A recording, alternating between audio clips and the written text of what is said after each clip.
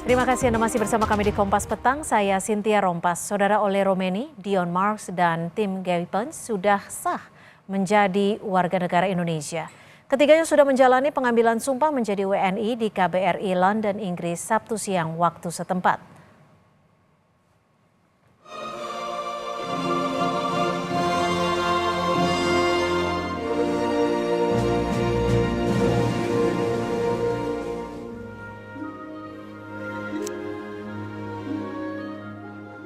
Menteri Hukum Republik Indonesia Supratman Andi Aktas resmi melakukan pengambilan sumpah dan janji setia kewarganegaraan kepada 3 pemain itu.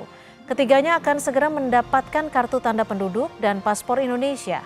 Kemudian PSSI akan mengurus perpindahan federasi dari KNVB. Dengan begitu, ketiganya bakal segera membela Timnas Indonesia.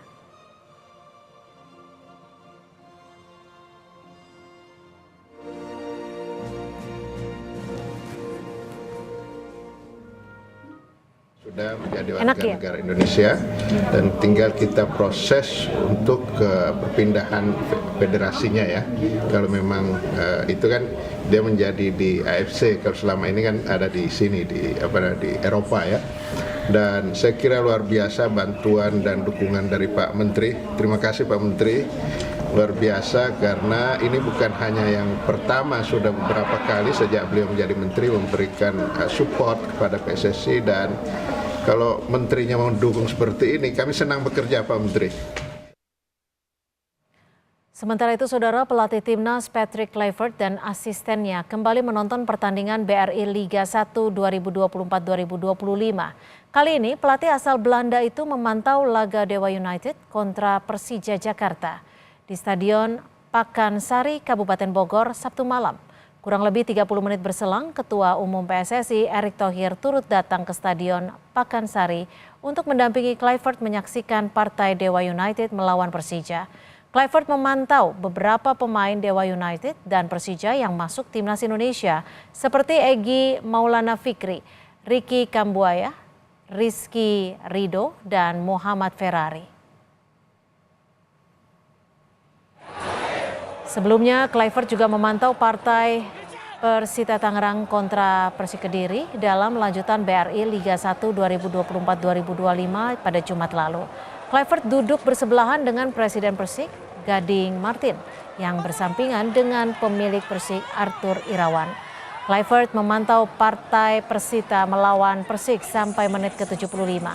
Dalam laga itu, Persita Tangerang sukses memetik 3 poin setelah menang tipis 1-0.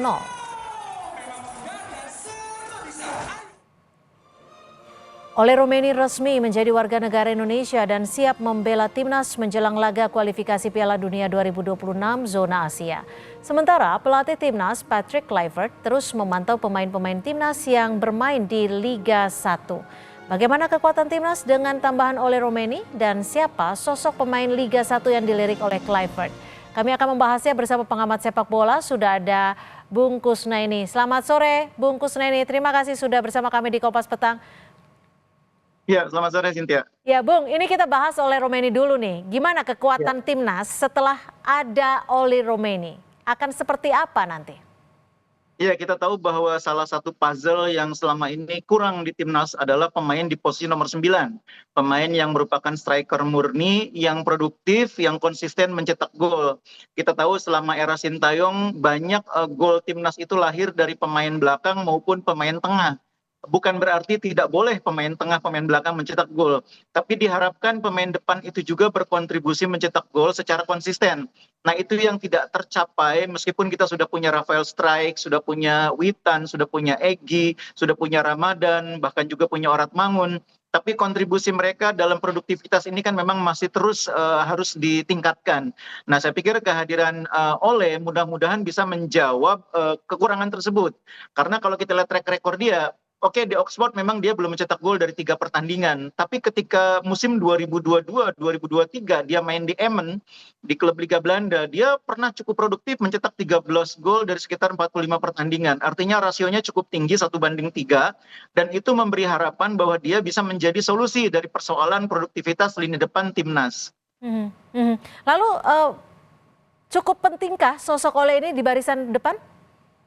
Iya, saya pikir sangat penting karena skenario Kluivert dengan formasi 4-3-3 itu kan menggunakan Trisula di lini depan dan di ujungnya itu seorang striker murni. Nah, kita tidak punya striker murni yang betul-betul bisa diandalkan. Memang ada Ramadan Sananta, tapi kita tahu bahwa Sananta selama ini di timnas senior kan belum mendapatkan tempat yang settle sebagai pemain starter ya. Dalam banyak pertandingan lebih banyak peran itu diberikan kepada Rafa Strijk atau pemain lain. Karena itu dengan formasi 4-3-3 yang dikembangkan oleh Kluivert, kita punya dua wing, dua pemain sayap yang cepat, yang menusuk. Diharapkan ada orang yang bisa memanfaatkan umpan-umpan tarik atau umpan-umpan cutback yang dibuat oleh dua pemain sayap dan dibutuhkan seorang striker yang produktif. Itulah tugas Ole nanti. Ya tentu bukan hanya Ole ya. Saya berharap sih Ramadan Sananta juga berkembang kemampuannya sehingga bisa menjadi backup yang bisa mengimbangi Ole, bisa bersaing dengan Ole di lini depan. Bukan hanya Sananta, bahkan pemain-pemain yang lain juga saya harapkan bisa seperti itu. Lalu akan ada yang tersingkir tidak kita ketika Ole ini gabung? Tepatnya mungkin bukan tersingkir, tapi lebih apa ya, berbagi peran gitu ya. Selama ini kan Rafa Strijk ini kan banyak bermain sebagai striker ya. Meskipun dia sebetulnya karakter bermainnya belum mencerminkan seorang striker murni ya. Rafa Strijk ini lebih merupakan seorang pemain yang bermain box to box atau bahkan pemain sayap yang banyak bermain menusuk dari sisi kiri. Nah, kalau ada Ole nanti, maka Rafa Strijk mungkin tidak akan lagi menjadi pilihan utama di posisi nomor 9. Mungkin itu akan lebih banyak diberikan kepada Ole, bahkan mungkin juga Ramadan, dan Rafa Strijk nanti akan banyak bersaing di sisi kiri dengan Orat Mangun. Ini yang menarik. Nah, di sisi kanan kan kita punya Eliano, punya Egy, punya Witan, dan mungkin beberapa nama lain, Malik Rizaldi, yang sudah sempat dilihat oleh Coach Patrick Kluivert di Liga 1. Nah, kita beralih ke pelatih nih. Kalau kita tahu Kluivert selalu memantau akhir-akhir ini, pemain seperti apa sih sebenarnya yang dicari oleh Kluivert di Liga 1? Iya, jadi secara umum Kluivert ini kan sudah mewarisi tim yang cukup baik ya. Tim dari eranya Sintayong ini dengan 3-4-3 itu sebetulnya sudah cukup baik. Nah, apalagi sebagian besar pemain yang dibawa oleh Sintayong dulu juga pemain yang berasal dari pemain diaspora dari Liga Belanda. Jadi itu akan menjadi modal yang sangat baik bagi Kluivert. Bedanya barangkali di era Sintayong bermain dengan 3 back, sekarang Kluivert bermain sudah dia tegaskan 4-3-3. Nah, artinya ada 4 pemain di belakang, ada 3 gelandang dan 3 pemain depan. Nah, yang jadi masalah memang 3 gelandang ini selama ini kita tidak punya pemain yang betul-betul bisa diandalkan selain Tom Hai. Tom Hai ini memang merupakan pemain utama di tengah ya, tapi pemain pelapisnya di sana mungkin ada Nathan Chuaon, mungkin juga ada Ivar Jenner, mungkin ada Erki Kambuaya. Tapi yang betul-betul selama ini bisa diandalkan oleh Coach Sintayong adalah Tom Hai.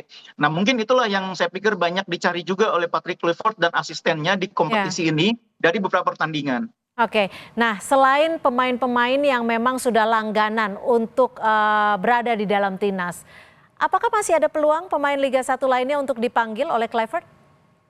Iya, secara umum sebetulnya sebagian besar pemain yang bagus di liga itu sudah pernah dilihat oleh Sintayong dan para pelatih yang pernah menjadi pendampingnya. Sehingga mungkin tidak terlalu banyak kejutan yang bisa muncul ya. Untuk timnas 20 atau 23 mungkin bisa pemain-pemain seperti itu karena memang ada kewajiban memainkan pemain di bawah usia 23 tahun ya.